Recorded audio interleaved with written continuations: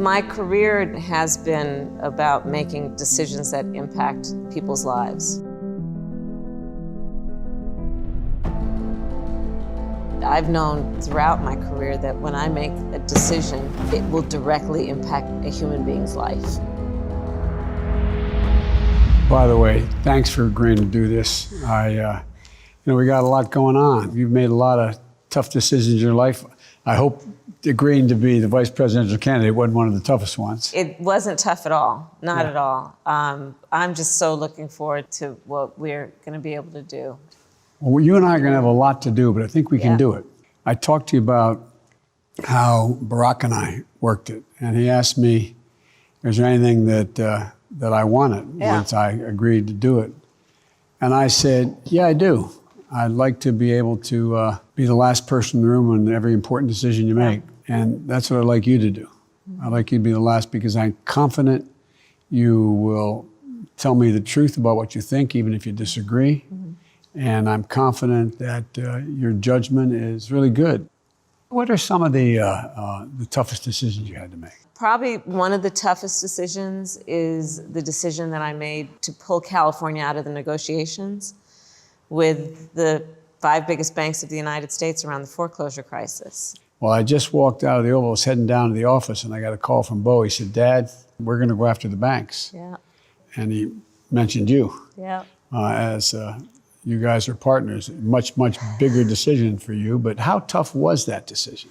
So your son, who took such pride in everything about you and the relationship that the two of you had, he's the Attorney General of Delaware. I'm the Attorney General of California. During the foreclosure crisis, California often had 7 of the top 10 cities in the nation hardest hit.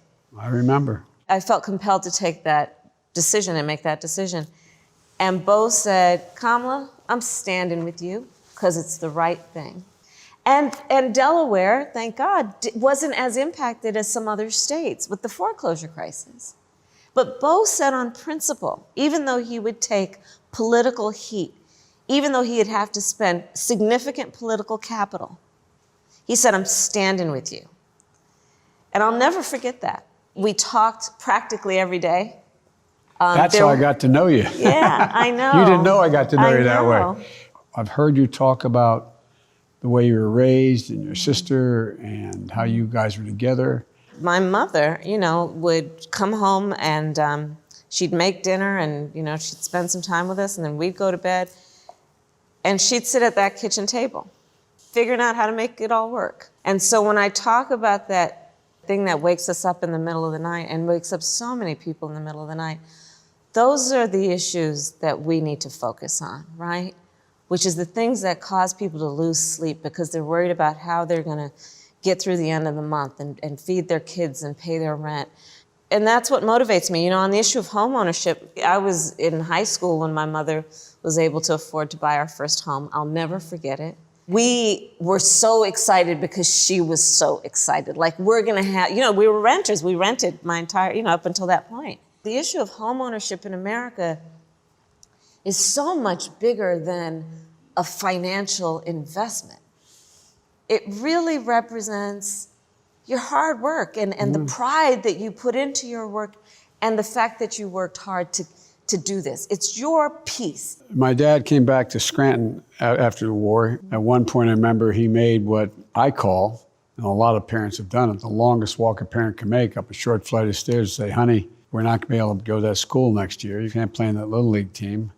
Dad doesn't have a job now. And I remember that happening. And we were going home and living with my grandpa and my uncle in the home that my mom was raised in. I thought about how much pride it must have cost my dad to walk into my grandpa Finnegan's pantry and say, Ambrose, can you take the kids and Jean, my mom, for a year, live here, and I promise I'll make it up. And we moved to a place called Claymont, Delaware, but it took my dad, we moved when I was in 3rd grade, and it wasn't until 7th grade we were able to buy a home in a new, quote, development. My mother passed away from cancer, and my mother was the most influential human being in my life.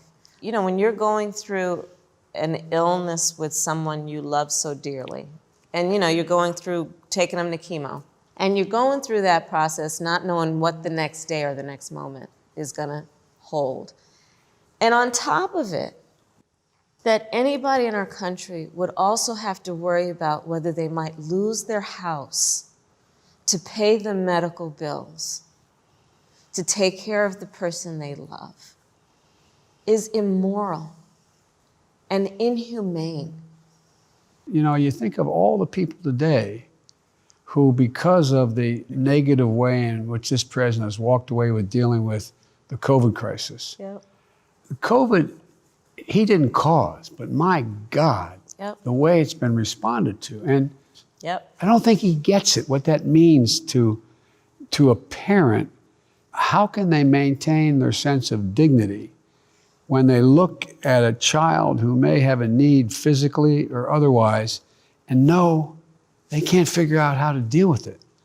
And he's in court trying to take away the one piece of insurance that 20 million people got and 100 million people with pre-existing conditions have. We could be doing so much more to make sure that you had the testing equipment, protective equipment that the first responders and the nurses and the docs need to be able to take care of these people, the ability to test and trace. I mean, I just don't get how there's not this more significant understanding of the incredible pain that is occurring in America and the economic chaos that's caused from that. There's so much about this pandemic that has accelerated what was a problem before. People who were doing badly before are doing worse now. People who, before the pandemic, were hardworking, had a job, again, had dignity, are now, because of this pandemic, driving up or standing in food lines for hours. And when you have a president of the United States who is just dismissing it like it's some thing he can just flick away or magically wave a wand, instead of stepping up to say, my people are in crisis, and I need to step up to take care of them. He doesn't have it in him. We were already, I think, in trouble before COVID. How many single parents out there, even before the crisis, the COVID crisis and economic crisis, were trying to figure out, how can I keep my job and take care of my child? Yeah. There should be automatic leave for people to be able to provide for the needs of their family. That's right. There should be childcare available, and no one should have to pay more than a small percentage of their income to be able to get that childcare. The idea that you can't get paid leave in America, it's just wrong.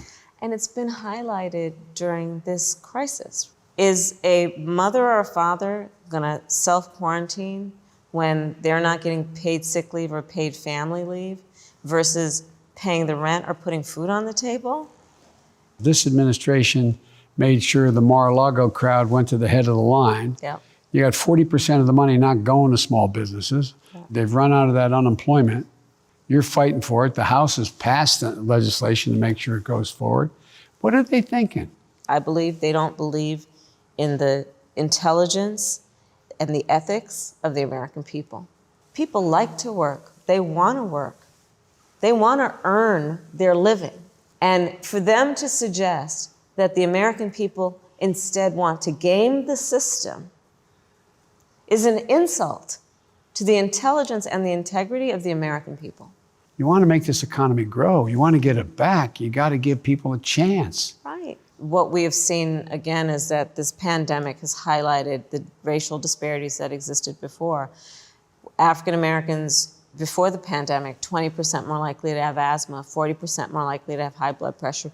Black women, 3 times more likely to have lupus, which is an autoimmune disease. And we know that this virus, it preys on people with pre-existing conditions. And so we've seen Blacks and Latinos twice as likely to die from this virus. One of the great things I love about our plan is that it takes into account racial disparities. It acknowledges it so that we make sure that we're putting resources in the communities that need them and do it in a way that everyone comes out equal.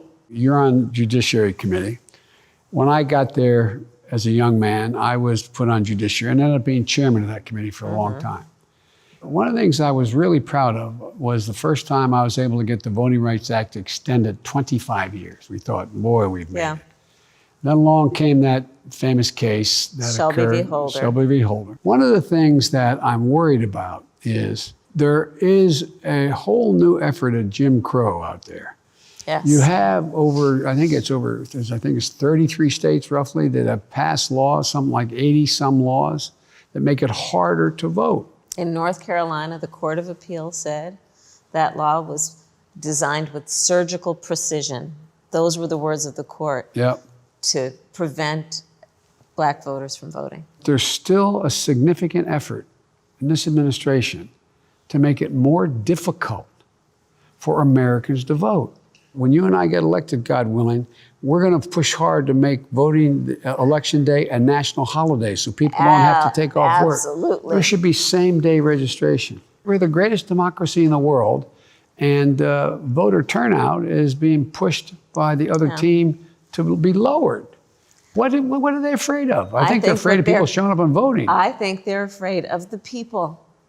Because when the people vote, they vote in favor of things like affordable childcare and paid sick leave. They vote in favor of working people. They vote in favor of the dignity of work. With all that's going on, you have a pandemic, you have economic circumstances, bad as it was during the Depression. You got a situation where systemic racism has been stripped bare and everyone to see it. Yeah. And you've got a climate crisis that is real, and this president pretends it doesn't exist. Mm-hmm. You look out there at this generation from millennials down to Generation Z. They've been through hell. They got out, they had 9/11, then they had the Great Recession. That's right. That we inherited in our administration. Now they have this, and a lot of their plans got put on hold. Mm-hmm. They're graduating from school without graduations. They're not having I know it sounds silly, but it matters, their proms, their graduation ceremonies, but more importantly, the jobs they thought they were going to go to, that they've spent all this time and money to get to. I mean, think of the people, all the debt that exists, that people borrowed to get to and through school. That's right. I don't think any family that has an income less than $125,000 should have to pay for a 4-year public state college education and or for community college.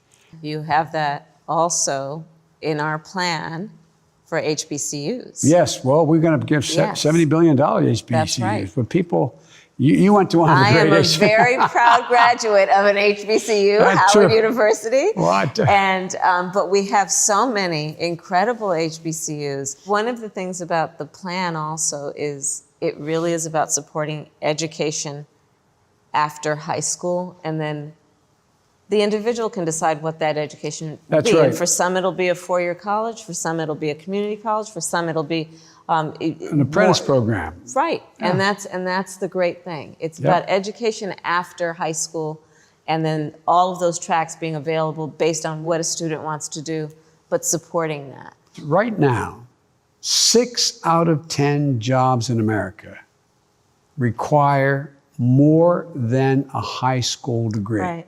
Jill has a great expression. Any country that out-educates us is going to out-compete us. That's right. This is about the future. This is the United States of America. Anytime we've ever set our mind to something, we've never failed as long as we've done it together. That's right. And this constant effort to split us just seems to me to be so counterproductive for us. Everybody thinks that we've led the world because we're the most powerful nation in the world. And it's true, we are. But we've not led by the example of our power. It's been the power of our example. Yes. I really believe that the vast majority of the American people are truly decent. Yes. I think they're angry right now. Yeah. I think they're fed up. I think they're looking for some authenticity and some honesty. We're better than this. We are.